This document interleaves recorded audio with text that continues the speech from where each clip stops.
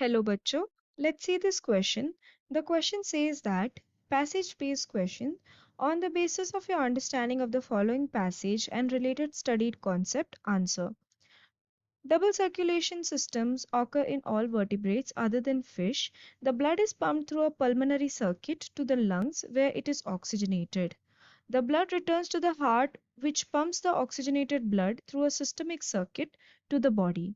In amphibians and most reptiles, the heart is not completely divided and there is a mixing of oxygenated and deoxygenated blood. In birds and mammals, the heart is fully divided and there is no mixing. Why a circulatory system is required in larger and more complex organism? तो इस question में हमें एक passage दिया है और हमें एक क्वेश्चन दिया है उसके साथ और हमसे ये पूछा है कि लार्जर और कॉम्प्लेक्स ऑर्गेनिज्म के अंदर एक सर्कुलेटरी सिस्टम की रिक्वायरमेंट क्यों होती है। तो इस क्वेश्चन में जो की कंसेप्ट है वो है रिगार्डिंग द सर्कुलेटरी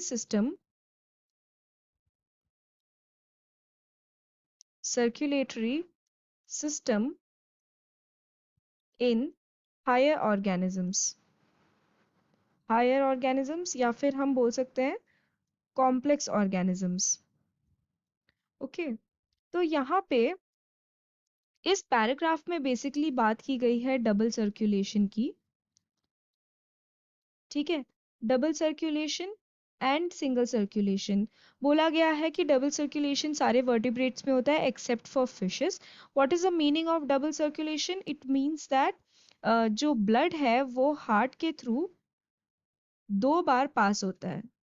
ठीक है, वेरएस यहाँ पे बोला गया है कि डबल सर्कुलेशन में एक तो पल्मनरी सर्किट होता है जहाँ पे जो ब्लड है वो लंग्स में जाके ऑक्सीजनेट होता है एंड वापस हार्ट में आता है।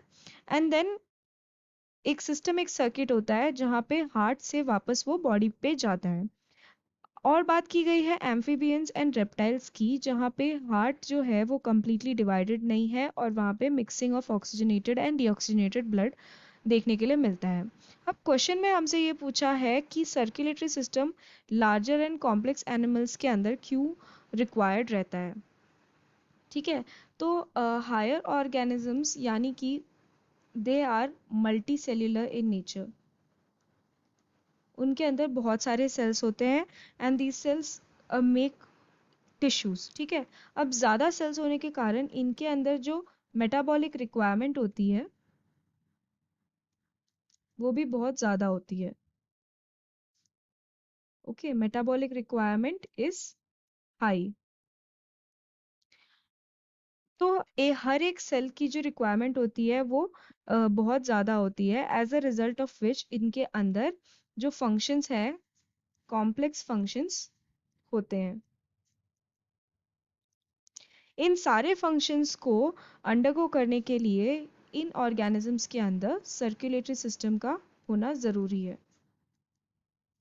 ये सर्कुलेटरी सिस्टम क्या करता है, हर एक सेल को जो भी रिक्वायर्ड ऑक्सीजन एंड न्यूट्रिएंट्स है वो प्रोवाइड करता है। वेरएस अगर हम यूनिसेल्युलर ऑर्गेनिजम्स की बात करें, यूनिसेल्युलर ऑर्गेनिजम्स या फिर लोअर ऑर्गेनिजम्स जो ज़्यादा कॉम्प्लेक्स नहीं है,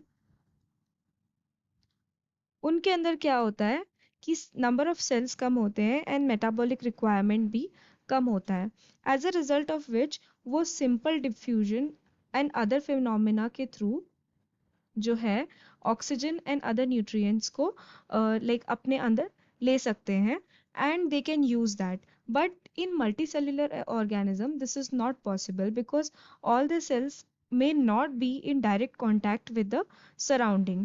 So we can say that this is therefore it is said that larger and more complex organisms because of their high metabolic requirement require a circulatory system. So I hope you have understood. Best of luck.